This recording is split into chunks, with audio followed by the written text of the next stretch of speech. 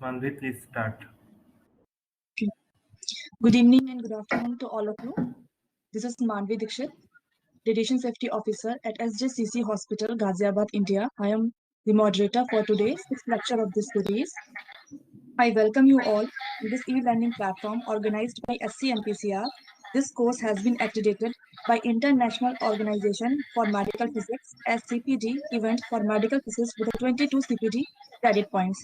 Its main motto is to provide quality education and health science for the patient benefits.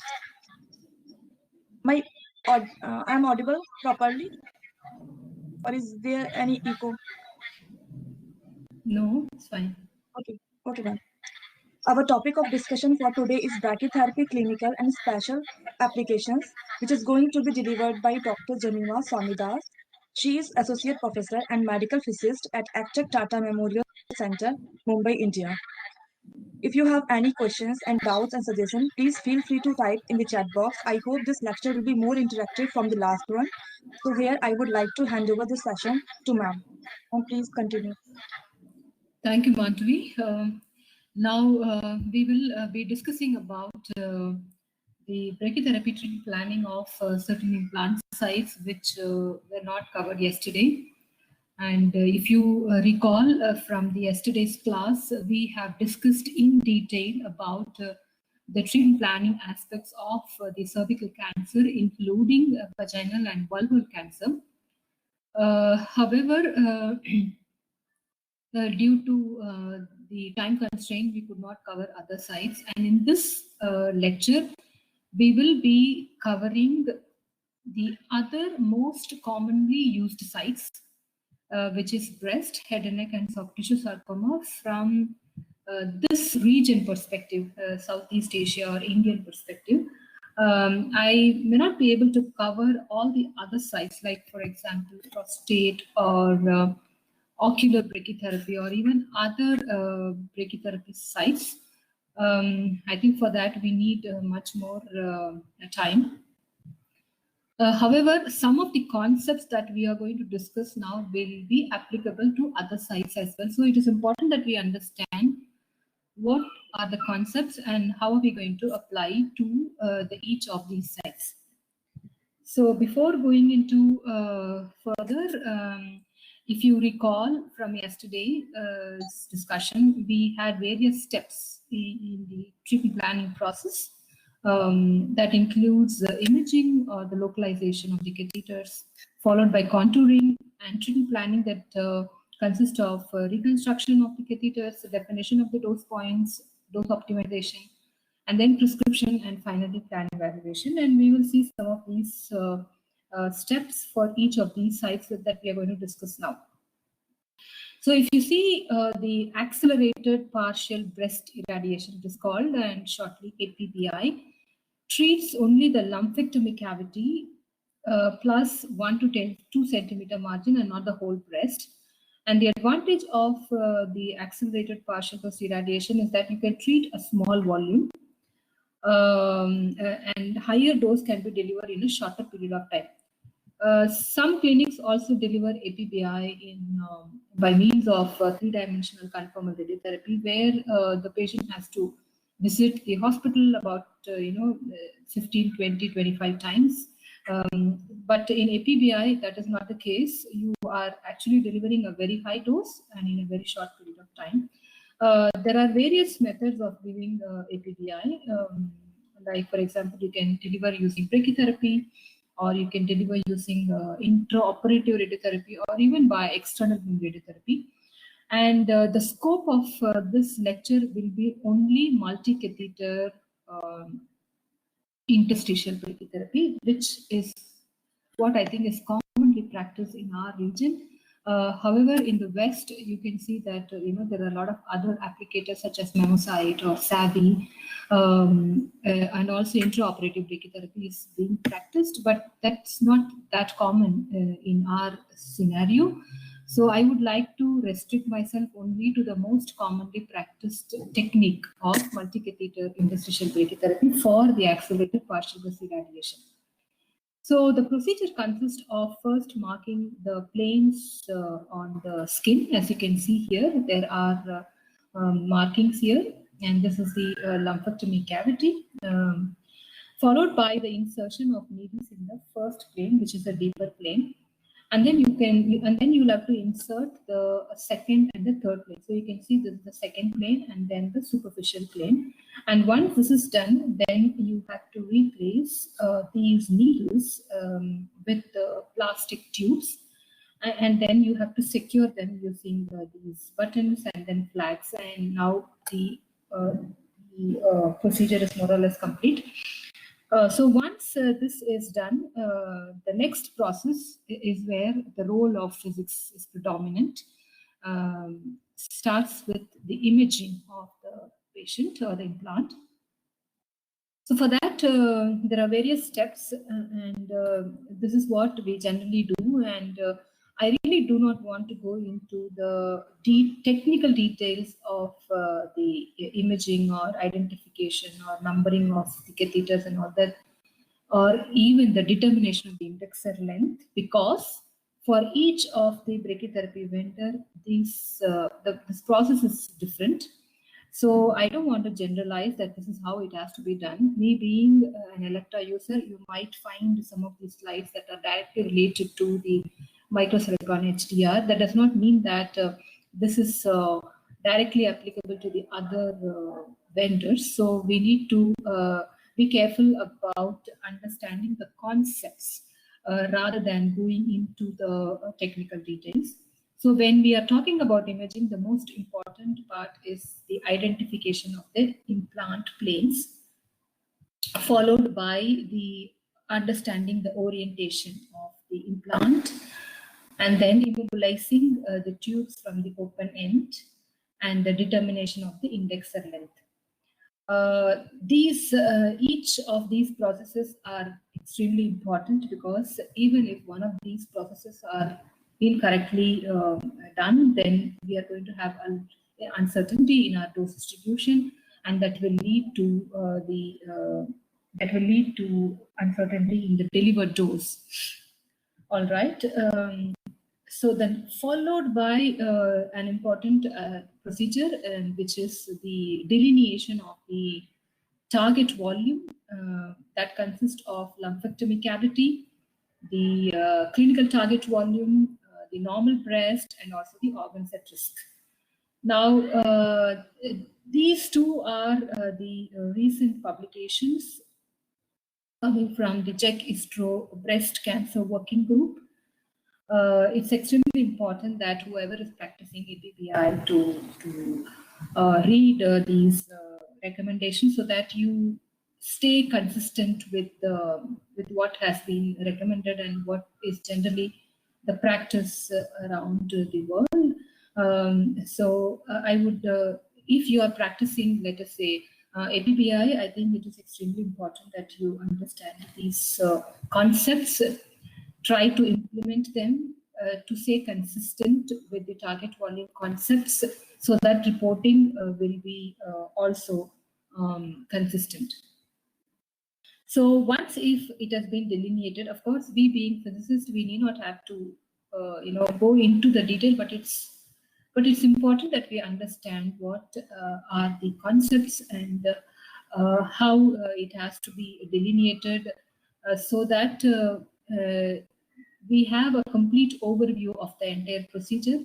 Because unless you understand the concepts of target volume delineation during the plan evaluation or optimization, or even the evaluation parameters, I think it will be a handicap.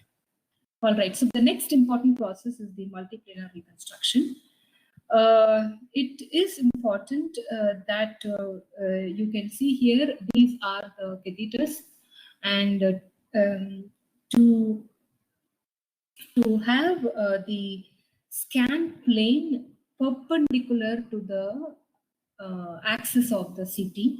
So here is an example. You can see here, This is the implant plane, and the CT axis is oblique, and so you will have the catheters in this way.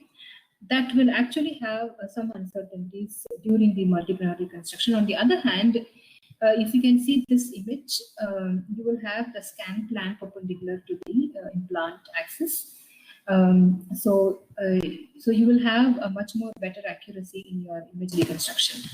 And this is coming from our hospital. As you can see here, the implant axis is perpendicular to the scan axis. So this one point that it's important that we understand. Otherwise, it's going to have some uncertainty during implant reconstruction. All right. So once if it is done, then the determination of the active well positions. So what is the practice generally being followed is to auto-activate around the CTV with a margin of 2 to 3 millimeter. Like yesterday, I was telling you, during cervical cancer, irrespective of the high-risk CTV, we always load with a standard loading pattern. And then we look at the dose distribution for the target and also what is the doses that are covered by organs at risk. And then once if everything is okay, we do not change the doses or the dwell positions to a large extent, and we just go ahead and treat.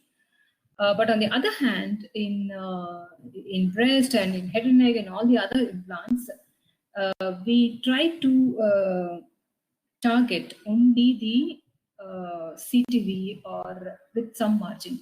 So here in APBI, we have to activate the CTV with a margin of 2 to 3 millimeter, as you can see in this picture. And just in case, for whatever reason, if the target is not drawn, you have to assume that the implanted volume is the target, because before the Check-Histo recommendation, this is what we used to do. Wherever is the implanted volume, because the clinician is, when they are implanting, they exactly know where the tumor is, and that is the advantage of brachytherapy.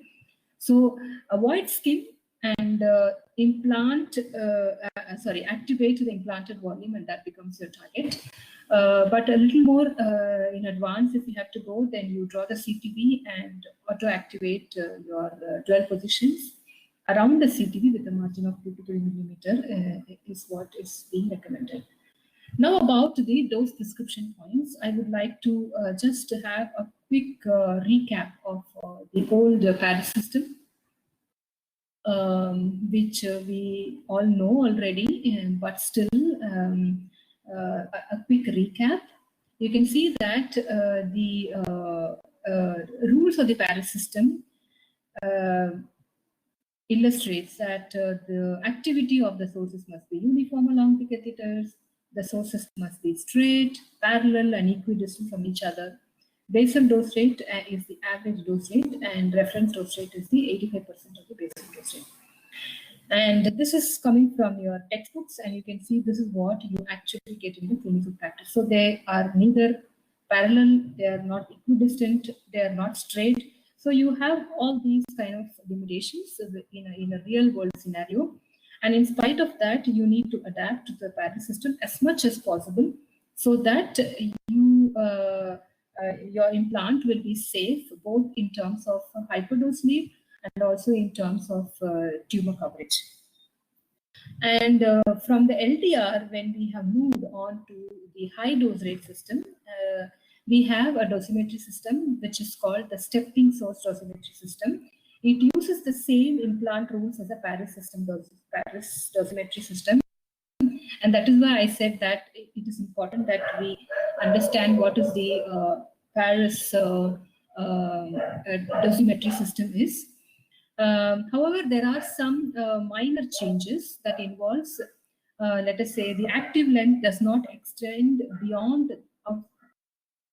outside the target volume, and that is because you have the strength of optimization because it is a stepping source. And the dwell positions in the catheters are equidistant, that remains the same. And then reference dose rate and all the other principles remains the same as that of Paris system. So both the clinician and the physicist must understand what are the principles of the historical dosimetry system and what adaptation that needs to be done for the newer technology that is stepping through dosimetry system to completely understand and implement the principles. So the next most important point that we need to talk about is the optimization. And there are, I think now, yesterday we even talked about these optimization, but a little more in detail now. There are two major optimization algorithms that we actually work with. Apart from graphical or inverse optimization, we generally do not do manual optimization in this case. Yesterday, for cervical cancer, for intracavitary and intracavitary plus interstitial, I was telling you that manual optimization is the most preferred algorithm, most preferred way of optimizing. That is because we have very few dwell positions. But here in APPI that consists of around, let's say, 50 to 20 catheters, or even head and neck that consists of around 10 to 12 catheters, there would be a lot of dwell positions. So manually adjusting all the dwell positions is not really practical. So what is most recommended in these kind of implants is geometric optimizations. And why is that? Is because in geometric optimization, apart from the active dwell positions, the dose points, which is the basal dose points, also act as dose points. So you will achieve uniformity within the implant. And then it assumes that the sources are distributed throughout the implanted volume. So the clinician who is implanting also must have a good understanding of the geometry and what gives you the best geometry in terms of hyperdose leads. And because of this reason, it achieves the dose uniformity between the sources. And here again, you have two categories: optimization on distance and optimization on volume. What is the meaning of optimization on distance? Generally, that is used for the single plane implants. Generally, in APPI, single plane implant is quite rare. So we use optimization on volume. It means that it takes the dose contributions of the dwell position in other catheters, not that catheter itself, but when you are talking about optimization of distance, it takes into account the dose contributions of all dwell position in all catheters. So that is the... I'm sorry for the interruption. One person is asking, elaborate further about the geometric optimization. Okay. So the geometric optimization means that when you have dwell positions, these dwell positions also... Okay, just a moment. Let me just come back to you again. I do not have a picture to illustrate what the geometric optimization is all about. All right. So when you have basal dose points in any implanted volume, these dose points will be used as normalization points. I hope you understand this.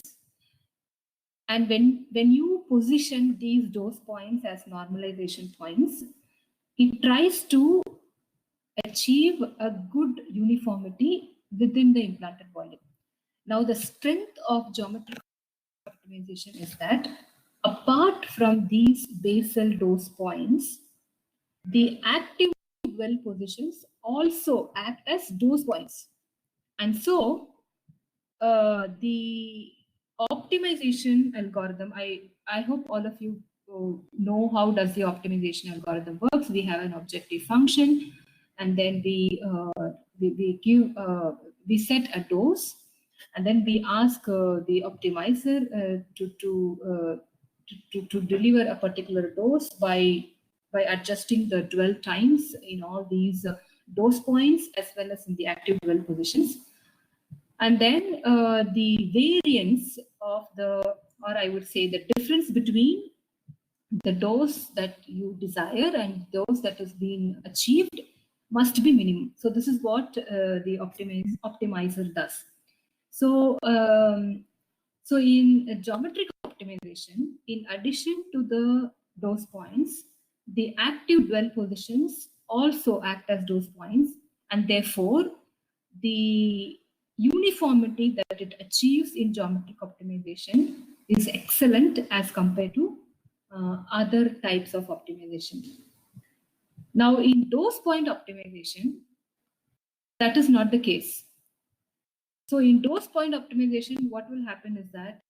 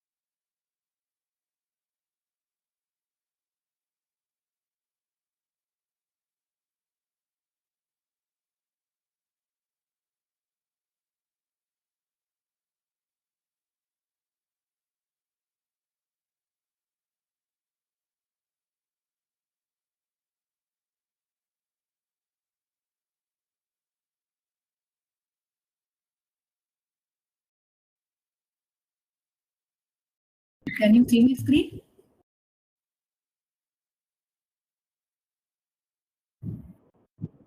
Madam, is everything okay there? You are muted, madam. There is a problem. There is a problem with my internet connection, and now I am back online. Can you see my screen? Yes, ma'am. Please share your screen. Can you hear again. me? Can you hear me? All right. Okay. Yes, So we are hearing. Share yeah. your So screen again, madam. okay. Yeah. Okay. Just a moment. Just a moment.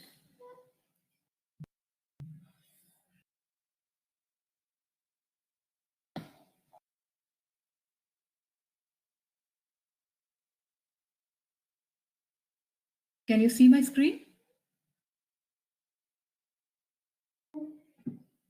Yes, ma'am. It's okay now. Yes, ma'am. Now it is fine. All right. Okay. Okay. Oh, sorry for that. There was a power cut, and I had to rejoin. Okay. So I was telling you about geometric optimization, and what is dose point optimization? Is that when you have a implant, and when you have to irradiate a slab of thickness around that implant, you define those points at a distance from the implanted volume. A typical example would be the central vaginal applicator. So yesterday I was telling you what is the difference between dose point and geometric optimization. So whenever you are trying to deliver a dose at a particular distance from the implanted catheter, then you use dose point optimization. Like the central vaginal cylinder or soft tissue sarcoma. So these are all the implants where you use dose point optimization. Where will you use geometric optimization? APBI, head and neck implants, buccal mucosa implants. So all these areas you will use the geometric optimization. Is that clear? Can I go ahead? Hello? Yes, ma'am. You Hello, can continue. Madhvi? Yes, ma'am. You can continue. All right. Okay. So this is the difference between. So once if you use the geometric optimization, then the fine tuning can be done by graphical optimization. You can see this is what you get after geometric optimization, and this is what you get after graphical optimization. If you see carefully here in geometric optimization, the 150% isodose lines are just around the catheter seam, and 200% it is even more smaller, just hugging the catheters. And you can see the 100% line is continuous here, and then the 85% line also continuous. But here you can see that this part of the volume is not being covered by the geometric optimization, and so you wanted to improve your coverage. And so now you come and do a graphical optimization. So when you are doing a graphical optimization, you can see that the coverage is improved. So when the coverage is being improved, at the same time, your hotspot, both 200% and 150% also is. So this is here also you can see that this is what is your geometric optimization looks like. And if you want to increase the coverage here, in addition to the coverage, you will also have increase in the 150% or 200% of the volumes. So you need to have a good balance between the target coverage and how much of 200 or 150% of the volume is acceptable. So this is what we must have to keep in mind during this optimization. So the best starting point for all these kind of implants would be geometric optimization, because that will give you a good homogeneous dose in the implanted volume, and it also follows the typical the Paris-system principles of 100% and 85% of the reference dose rate. So this is the 100% of the basal dose rate, and this is the reference dosage, which is 85%. Now the prescription is the clinical decision depending on the tumor volume, depending on what is the dose to the organ, set risk, and other things. But as far as the principles of any treatment planning for that matter is concerned, this is how we must proceed to have a good, safe way of clinical practice, considering the tumor coverage, hotspot region, hyperdose sleeve, and organ at risk sparing. Now let us come to the head and neck brachytherapy. In head and neck, there are many types of implants that is generally being practiced. Interstitial as a boost after external beam for tongue, base of tongue, tonsil, buccal mucosa, soft palate. So all these comes under interstitial. And surface mold implants you will have where it is hard palate or face, or any type of basal cell carcinoma on the nose, or pinna, or external auditory canal, where we use the surface mold. And for endocavitary, we use, for CNS we use endocavitary. This is not very commonly practiced, so we will look at these examples. Regarding target volume delineation for the head and neck brachytherapy, during radiograph era, we used to have silver markers that are placed with the clinical judgment at the time of the implant, which actually acts as a good representative tumor delineation. But however, when we have started using advanced imaging modalities such as MRI or even CT, you can delineate the tumor looking at the, if your soft tissue contrast allows, it helps you to delineate the target volumes. In CT, of course, it is not that good to delineate the target volume. But as I was telling earlier, when the clinician actually implants, he exactly feels the tumor using his fingers and then he positions his implanted wires. And so wherever is the implanted catheters are there, and that becomes your target. And then also, if you want to be careful, you can also draw your organs at risk, so that during your optimization, you can use the organs at risk that are close by and try to avoid the dose being delivered to the organs. On the other hand, if you have a hard pellet like implant, surface mold, when you are making these kind of implants, when you position here, you get an imprint of the target volume. So this is one of the way of understanding how to delineate the target volume for hard pellet surface mold. So you can see this is a surface mold that was prepared using dental material, and then you take the print of this patient, and you can see that when you position here, you will get an idea of where the tumor would be, and accordingly you can position some kind of markers like a radiopaque marker. So you can see we have positioned here the copper wire, and when you position this copper wire into the patient during imaging, this will act as a guide to see where the tumor is and how to optimize the doses in this region. In terms of reconstruction, again, we need to be careful because generally the implant volume is less, and there are the catheters are crowded. And if you are not careful with the implant reconstruction, you will end up having necrosis. And we do have incidents, where the patients come back with bad necrosis. So it's extremely important. You can see this is quite, crowded catheter. You can also appreciate the implant geometry is quite good, and this actually requires quite some skill from the treating. From the one who's implanting, especially the head and neck region, it is quite challenging to achieve such a good geometry. And if the geometry is not good, then whatever you do, you are not going to get a good dose distribution.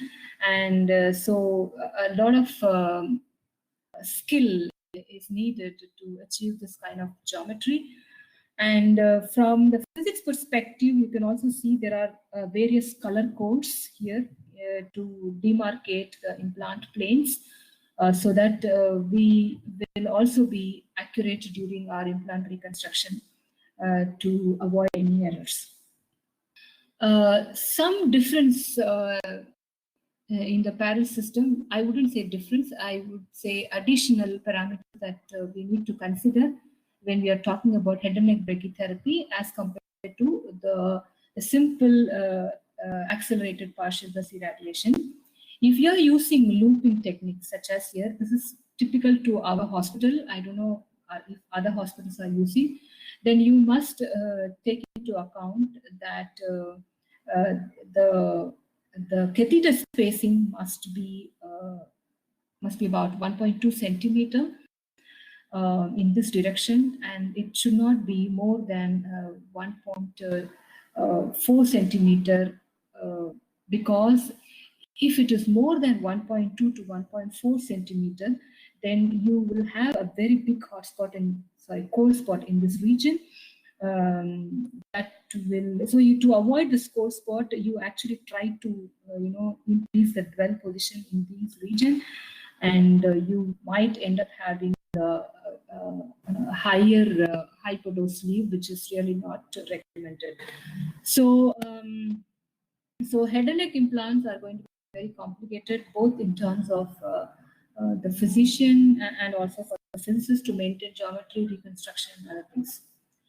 This is an example of the lip implant.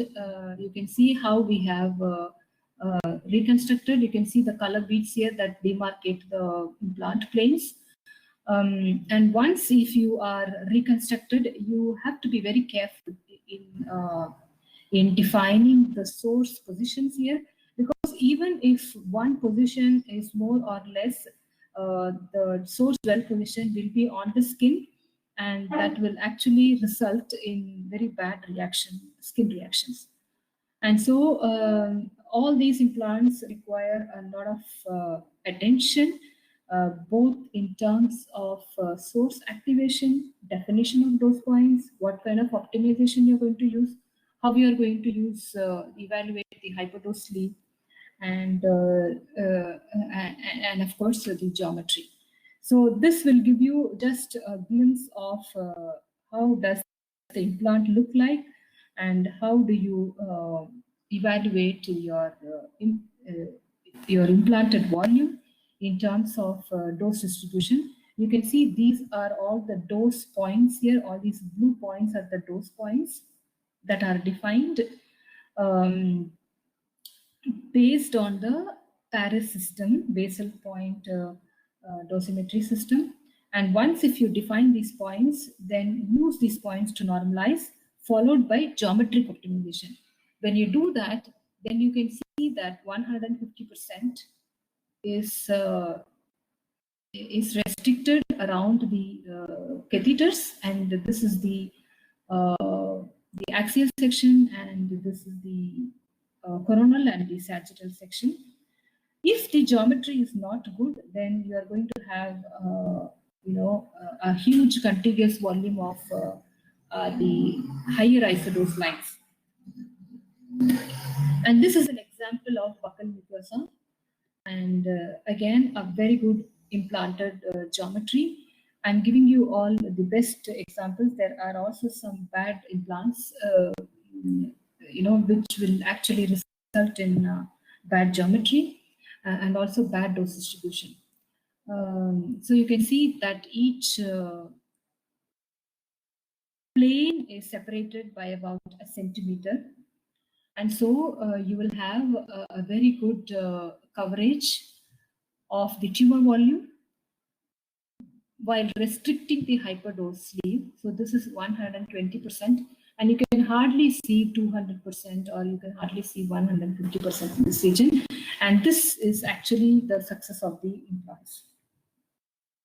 And this is an example of a base of tongue implant.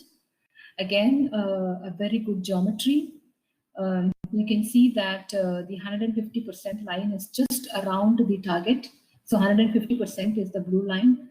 This is 120%, and this is 100%. The red line is the 100%. And you can see that 80% is where we have prescribed the dose for this patient, which is a continuous isodose line, while restricting the hyperdose sleeve to just around the catheters. So this is the same picture with the target volume delineated. When you have so many catheters in this region, and with all the edema and other things, it is not possible to, of course, to visualize the tumor. So what the clinician does is that he has certain markers that are implanted during the procedure, and he uses those as guides to draw the target volume. And all these things are quite challenging and requires a long learning curve. And this is the same example that we have seen, the hard palate surface mold. And here you can see that the dose points are not defined within the implanted volume, but at a surface from the catheter. This is the implant, and you can see this is all above the catheters. And that is because we do not want to treat the mold, but we want to treat the tissue, which is at a distance from the implanted volume. So this mold into the patient, the dose distribution would be like this. So you can see that this is the dose distribution. So this is the 150% is a continuous line. So you can see now this 150% is a continuous line, unlike other volume implants. And you can see that the 200% also is a continuous line, which is not the case in base of tongue or buccal mucosa or APBI. But when it comes to the mold, you can see that 200% is a nice continuous line, which we really do not care because it is within the mold. So on the other hand, you can see these points, the P4, P3, all these points actually represent the copper wire that we have positioned during the implant that represents the tumor and which actually receives the tumoricidal dose. In this case, it is the, it could be 100% or it could be whatever percent is the prescription isodose line depending on the clinician's judgment. And this is another rare example of the surface mold of the ear. This is the basal cell carcinoma of the patient for which we have made this mold. You can see this is how the mold is being prepared. For this, you need a lot of skillful personnel in the mold room as well. And once this is done, you again have to be very careful about the applicator reconstruction, because even if you are not very careful with what is the offset that our machine is delivering, and with the accuracy of our source travel, you will end up having a hot spot on the skin, and you will miss the tumor. So whenever the tumor volume is as small as these, it is extremely important that we have to pay a lot of attention to the reconstruction, to the offset that we are measuring for our machine, and the source travel, and all these things comes into picture. So here you can see that this is the 200% isodose line, and you can see 150 isodose line is actually within. It's a big volume, but 100% isodose line is a continuous line, and that is because that's again is because the 150% and the 200%, which we call it as hyperdose sleeve, is within the mold and not in the tissue. So next, let us come to the intraoperative soft tissue sarcoma implant. This also is commonly used, and our hospital is also has recently published clinical results, and it really has got a lot of strong clinical evidence for these type of patients, and acts as a good tool as compared to external beam radiotherapy, especially in children. So what is generally being done is that this is an intraoperative procedure. The surgeon excises the tumor, and the radiation oncologist is also present, and he will implant the tumor intraoperatively so that the implant is actually within the tumor bed. And once if it is done, then you remove the needles, replace the needles using the plastic catheter, and then you close the wound, and then the patient comes for brachytherapy planning. Here also we need to be careful because generally this is done in the extremities or in anywhere. So the accuracy of our reconstruction, the accuracy of our activation, source activation and optimization, all these things plays a very, very crucial role.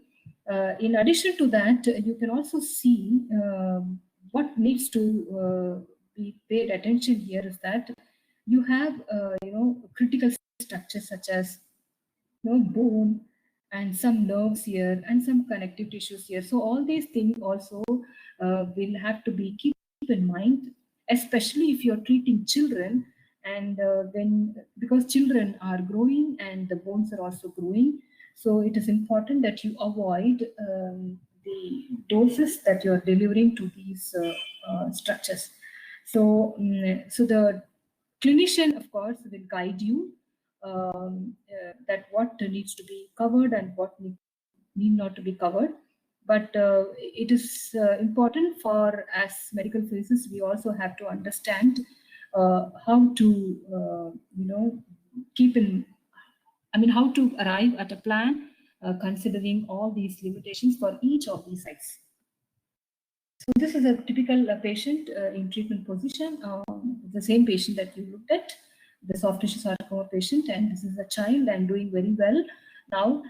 And so this is the strength of brachytherapy, where you actually deliver the maximum dose to the tumor while preserving the organ, while preserving all the other functions, and it's really a great motivation, especially when you're treating children.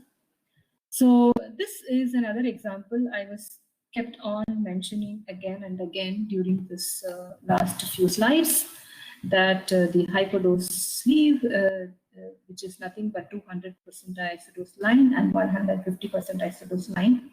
So you can see that 200% isodose line is just around the catheters. Maybe I would say a few millimeter in thickness. On the other hand, when 150% isodose line is slightly more than what is 200%, but 100% is continuous line. And this you will be able to achieve only when you are using geometric optimization. So when you are using geometric optimization, the uniformity is what is achieved, and that would be the starting point. And maybe you'll be able to fine-tune your dose distribution using graphical optimization to cover the missing target. But when you are doing that, you need to have a good balance between the hyperdose sleeve and the target coverage. So we had looked at these analysis DVH indices yesterday, but again I would like to go through this.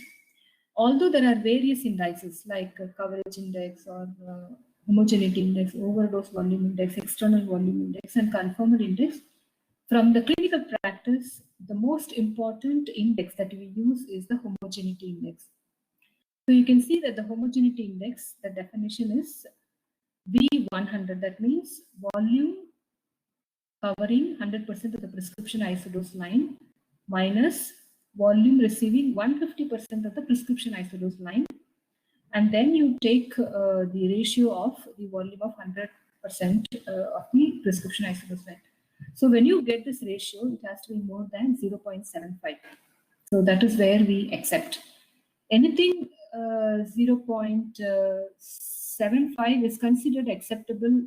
Maybe I think for a very bad geometry, you would get about 0.6 or something. But if the geometry is really bad, you can even go up to 0.5, which is really not very good. So this is the measure of homogeneity and also the measure of how good is your implant is.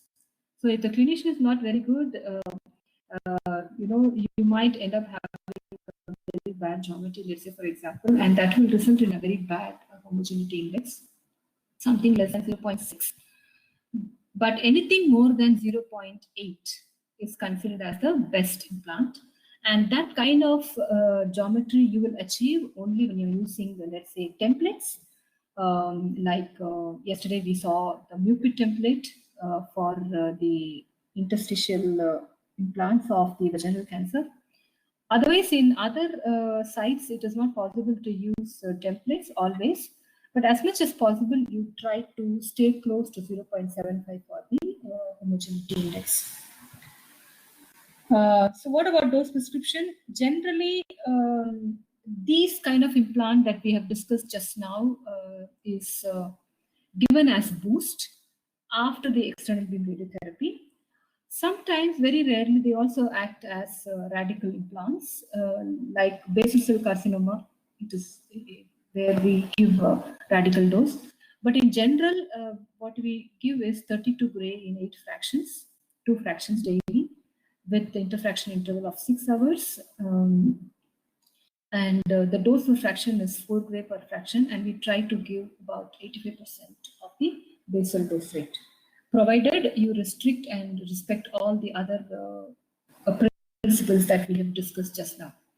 So that will be the end. And to summarize, the reconstruction is extremely important because in these type of implants, they are generally crowded and a little bit of mistake also might lead to a huge uncertainty. And orientation of the implanted tubes with imaging plane is also needs to be taken care to minimize the reconstruction errors. And you have to look at the international guidelines. For some of the implant sites, the international guidelines are available, like the American Brachytherapy Society, JECUSTRO guidelines are available for APBI and also for soft tissue sarcoma. Geometry of the implant is the key, and we have to respect the rules of the historical dosimetry system, such as Paris. And optimization may correct for small geometrical irregularities. And it is impossible to design a good dose distribution of those with a poor geometry of sources. We can only improve slightly the imperfect implant. And you start all your optimization with all the volume implant with geometric optimization, because that aims for the dose homogeneity. However, you can use graphical optimization, but with caution, especially in head and neck brachytherapy, because you might end up having a huge hyperdose sleeve. So I would like to conclude, this is not my statement, I think a famous brachytherapy lecture, every lecture of this kind, generally people would emphasize this important statement that you can make a good implant better, but not a bad implant good. And that's all we have. Now we can take up questions. I have a lot of slides borrowed from my colleagues, Dr. Rituraj, Dr. Ashwini, and Dr. Laskar, and I would like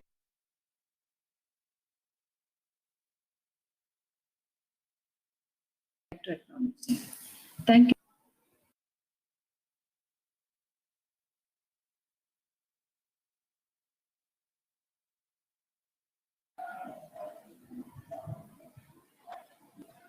Do we have questions? Ma'am.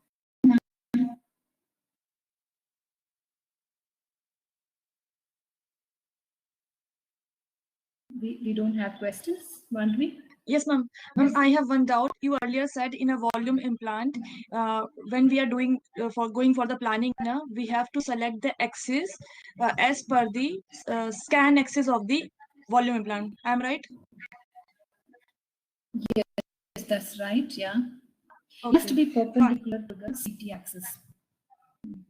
Perpendicular the CT axis. Okay, ma'am. Yes. And the next one person was asking about the. Okay, ma'am. One question is only hard palate, ma'am. Wait. For the hard palate treatment, ma'am आपने actually already explain किया हुआ है.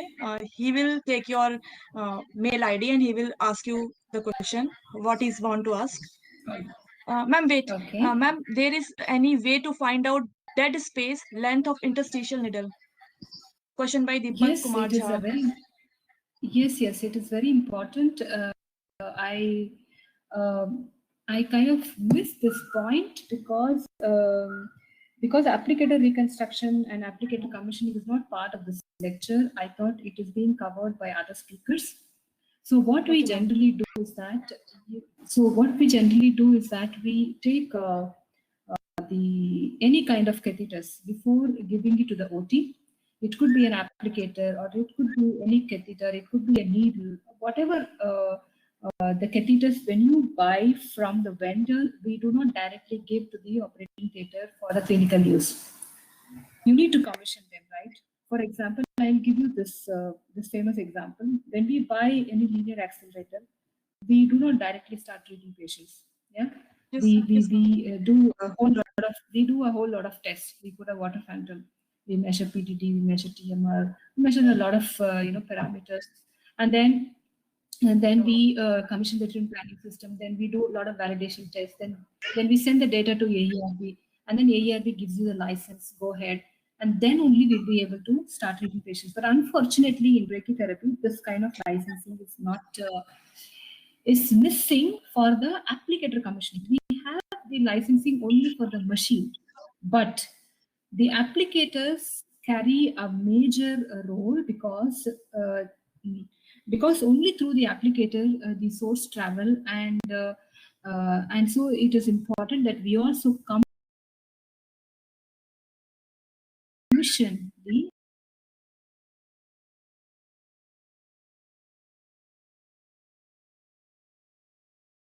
brachytherapy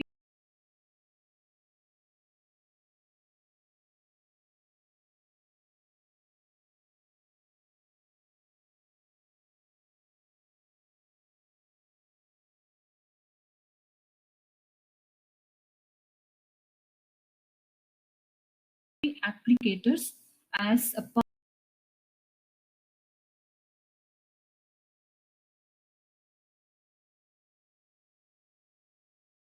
part of commissioning of the high dose rate unit. So what you must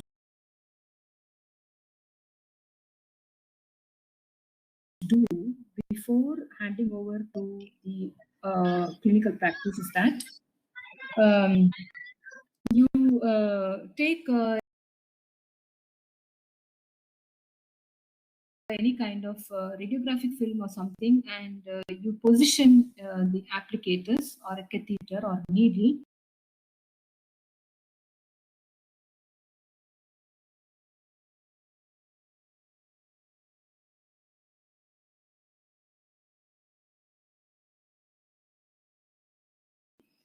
then you program that for certain node positions. It could be first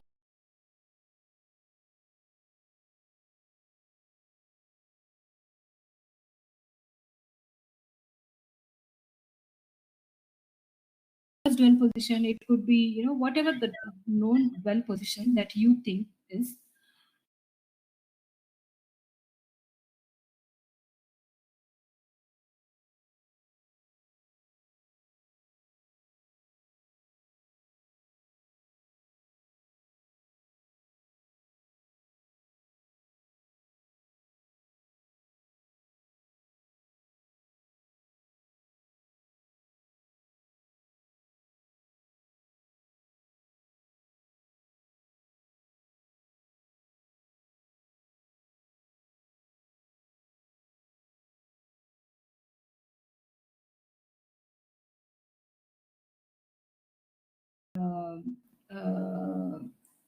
Your catheter, and then see what is the dead space that is given. So generally, generally most of the suppliers, let's say for example, I can clearly give you the example of Elekta because I'm an Elekta user. They have a margin of 5 millimeter. 5 mm. For the source travel for the plastic catheters, not for all catheters. So for the plastic catheters, what we have measured is around 5 millimeter from the tip.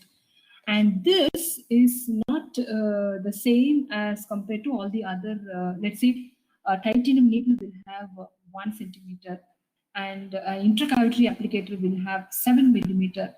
Other newer intracavitary applicators will have 1.2 centimeter.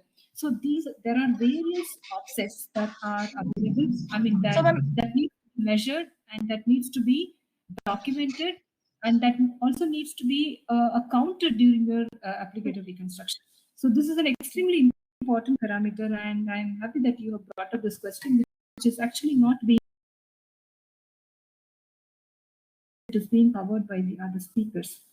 So you need to measure every applicator, what is the dead space, and then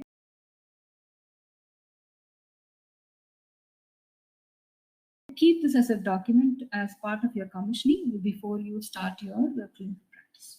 Yes. So every application, your applicator has some dead space. It can be 5 mm or 7 mm.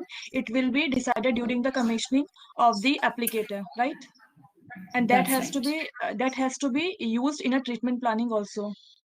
That's right. Am I right? Yeah. Yeah. Yes. And this is the last question. Yeah. So thank you very much, ma'am, for sharing your knowledge. I'd like to thank to the chairman of SCMPCR, Professor Golam Abu Zakaria, sir, and Professor Dr. Haseen Anupma Azari, ma'am, to giving this opportunity to me. Thanks to all the participants once again. We appreciate your presence here. Once our next lecture is on the 19th February. Please attend all lectures to get certification from the SCMPCR. Thank you so much. Thank you so much. Thank you. Thank you, ma'am. everyone.